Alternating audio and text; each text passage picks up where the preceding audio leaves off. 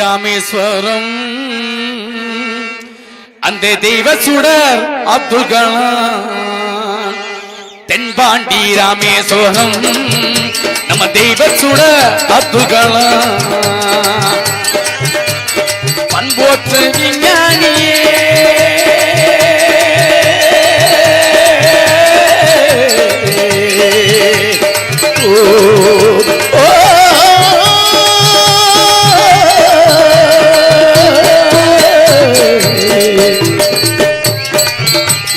பண்போற்று விஞ்ஞானியே நல்ல மனிதனையும் விஞ்ஞானியே நம்ம மனிதனையும் விஞ்ஞானியே. தென்பாண்டி ராமேஸ்வரம் அந்த தெய்வ சுடர் அப்துல் கலாம்.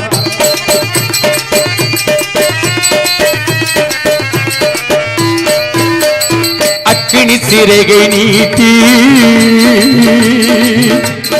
அக்கினி சிறகை நீட்டி அணு ஆற்றலை உடைத்து காட்டி.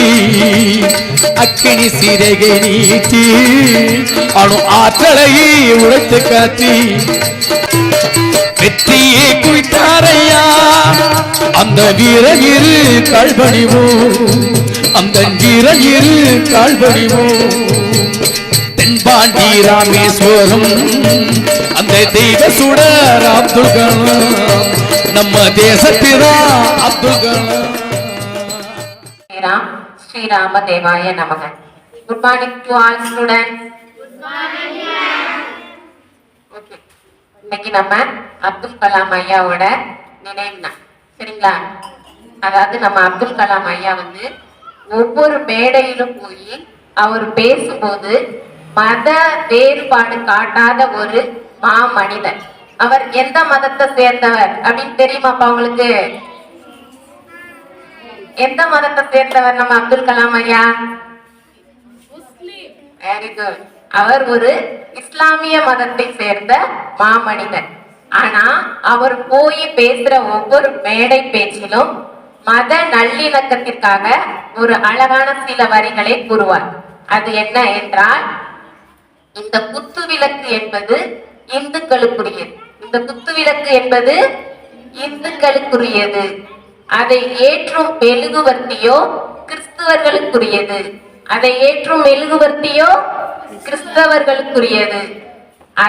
அந்த மெழுகுவர்த்தியை ஏற்றும் நானோ ஒரு இஸ்லாமியன். அந்த மெழுகுவர்த்தியை ஏற்றும் நானோ ஒரு இஸ்லாமியன். எவ்வளவு ஒரு அழகான மத நல்லிணக்கத்தை எடுத்துரைக்கிறார். ஆனா எவ்வளவு பேரு என்ன செய்றாங்க? மத வேறுபாடு அப்படின்றத தூண்டுறாங்க. ஆனா இந்த சிறந்த மாமனிதர் எந்த ஒரு இடத்திலுமே மத வேறுபாடு அப்படின்றத காட்டாத சிறந்த மாமனிதர். அதற்கடுத்தபடியாக நம் அப்துல் கலாம் ஐயாவிற்கு பிடித்த ஒரு திருக்குறளை நான் உங்களிடத்தில் கூற விரும்புகிறேன்.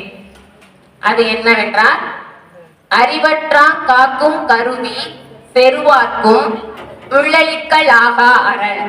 அறிவற்றாம் காக்கும் கருவி செருவார்க்கும் உள்ளளிக்கலாகா அரண். இந்த குறளுக்கு விளக்கம் என்னன்னு யாருக்காச்சும் தெரியுமா? தெரியாதா?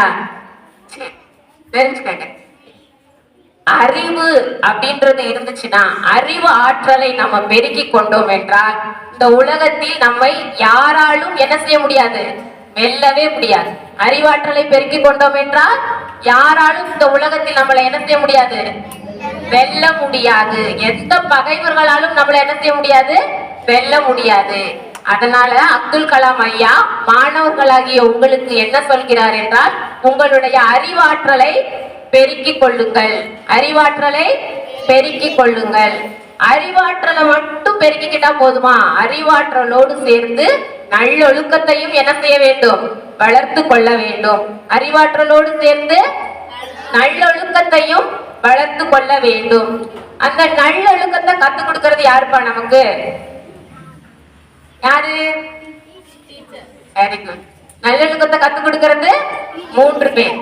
மாதா, பிதா, குரு. மாதா, பிதா, குரு. அப்ப அம்மா, அப்பா, ஆசிரியர் கூறும் நல்ல கருத்துக்களை என்ன செய்ய வேண்டும்? வாழ்க்கையில பயன்படுத்தி வாழ வேண்டும். ஓகேவா? அப்ப அந்த நல்லொழுக்கம் அப்படின்றது எந்த வயசுல நம்ம ஆள் மனசுல நல்லா பதியும் அப்படின்னா, நீங்க படிக்கிற இந்த ஆரம்ப பள்ளி வயசுலதான் அந்த நல்லொழுக்கம் அப்படின்றது நம்ம மனசுல ரொம்ப ஆழமா பதியும். அப்ப அந்த ஆரம்ப பள்ளியில நம்ம ஆசிரியர்கள் கத்து கொடுக்கிற நல்ல கருத்துக்களை என்ன செய்யணும்? காதுல அப்படி கேட்டுட்டு அப்படியே விட்டுட்டு போக கூடாது. நம்ம ஆள் மனசுல உள்வாங்கி ஒழுக்கத்தோட நம்ம என்ன செய்யணும்? வாழணும். ஒழுக்கத்தோட என்ன செய்யணும்? வாழணும். உங்களுக்கு அழகான நீங்கெல்லாம் பாக்கியம் பெற்ற மாணவர்கள். உங்களுக்கு ஆரம்ப பள்ளி அப்படின்றது ஒரு ஆன்மீக பள்ளியாக உங்களுக்கு என்ன செஞ்சிருக்கு? கிடைச்சிருக்கு. அப்ப இங்க கிடைக்கிற நல்ல கருத்துக்களை எல்லாம் உள்வாங்கி நீங்க என்ன செய்யணும்? வாழ்க்கையில நல்ல உயர்ந்த நிலைக்கு என்ன செய்யணும்? நல்ல உயர்ந்த நிலைக்கு நீங்க என்ன செய்யணும்? போகணும். அதுக்கடுத்து அப்துல் கலாம் ஐயா குழந்தைகளாகிய உங்களிடத்தில் ஒரு 5 அறிவுரைகள் கூற வேண்டும் என்று விரும்புகிறார். அவர் ஒவ்வொரு மேடை பேச்சிலும் குழந்தைகளிடம் கூறியதுதான். ஓகேவா?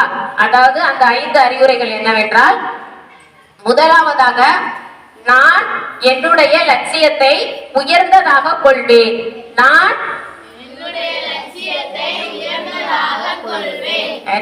இரண்டாவதாக, நான் என்னுடைய அந்த உயர்ந்த லட்சியத்திற்காக அயராது உழைத்து வெற்றி பெறுவேன். நான் என்னுடைய அந்த உயர்ந்த லட்சியத்திற்காக அயராது உழைத்து வெற்றி பெறுவேன்.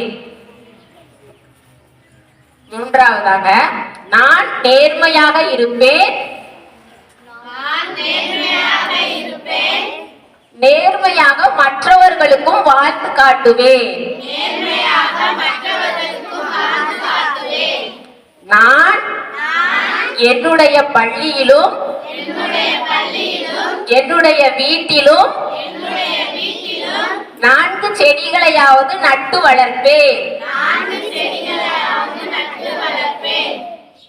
நான் என் நாட்டில் அறிவு வளர்ச்சி என்னும் அணையா தீபத்தை ஏற்றி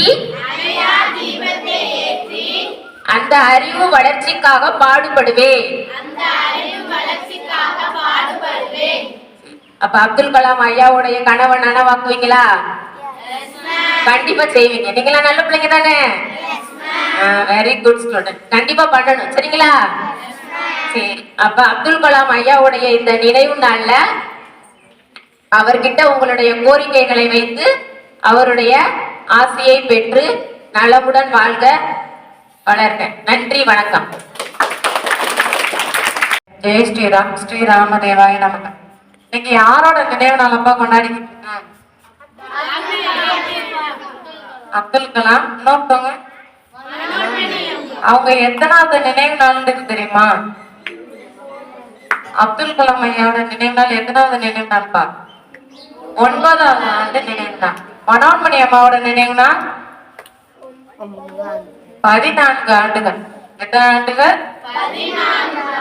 இத்தனை ஆண்டுகள் கடந்தும் ஒருத்தவங்களை நினைச்சு இன்னும் நம்ம நினைவு நாள் கொண்டாடுறோம்னா அவங்க எந்த அளவு ஆழ்ந்திருக்காங்க.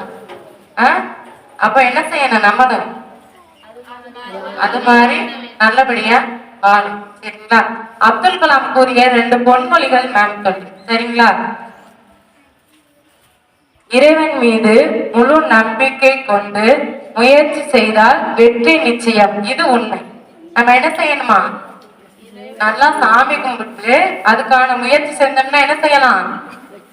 கண்டிப்பா என்ன செய்யலாமா? வெற்றி பெறலாம். சரியா? இன்னொன்னு நம்முடைய சிறந்த நண்பர்கள் 3 பேர். அது யாராரு தெரியுமா? அது யாராரு தெரியுமா? நாம் பெற்ற கல்வி, நாம் பெற்ற நம்முடைய அறிவு, இன்னொன்னு நம்முடைய மனசாட்சி. இவையே என்னதான்? சிறந்த நண்பர்களாம். சரிங்களா? நாம் பெற்ற கல்வி லாஸ்ட் வரை என்ன செய்யும்? நமக்கு உதவிப்படும். நம்மளோட அறிவையும் சிந்திச்சு எங்கேயும் என்ன செய்யணும்? செயல்படணும். சரிங்களா? நம்ம மனசாட்சிக்கு விரோதம் இல்லாத வகையில என்ன செய்யணும்? உண்மையா நம்ம செயல்பட்டோம்னா அதுவே என்ன செய்யும், நம்ம வாழ்க்கைய நல்வழிக்கு எடுத்துக்காட்டாக இருக்கும். இன்னொன்னு பனான்மணி அம்மா பத்தி சொன்னாங்கல்ல மேம், அவங்க வந்து இங்க நம்ம அருவியில இருந்து நம்ம டீச்சர்ஸ்க்கு பயிற்சி தரல. அவங்க சென்னையில இருந்தாங்க. சென்னையில இருந்து ஃபேமிலியோட இங்க தங்கி இருந்து என்ன செய்வாங்கன்னா நம்ம ஆசிரியர்களுக்கு என்ன செய்வாங்க, பயிற்சி அளிப்பாங்க. பயிற்சி மட்டும் அளிக்க மாட்டாங்க, நம்ம நிர்வாகத்துக்கு என்ன செய்வாங்க, பொருளாதார நிலையிலையும் என்ன செஞ்சிருக்காங்க, உதவி பண்ணியிருக்காங்க. சரிங்களா? ரெண்டு பேரோட ஆசீர்வாதம் என்றென்றைக்கும் என்ன செய்யணும், நம்மளுக்கு இருக்கணும்னு இறைவனை பிரார்த்திக்கணும். ஓம் நமச்சிவாய. ஜெய் ஸ்ரீராம். ஸ்ரீராமதேவாயனம். வெற்றியே குறித்தாரையா அந்த வீரகிரு கால்பணிவோ, அந்த வீரகிரு கால்பணிவோ. தென்பாண்டி ராமேஸ்வரம் அந்த தெய்வ சுடர் அப்துல் கலாம், நம்ம தேசப்பிதா அப்துல் கலாம்.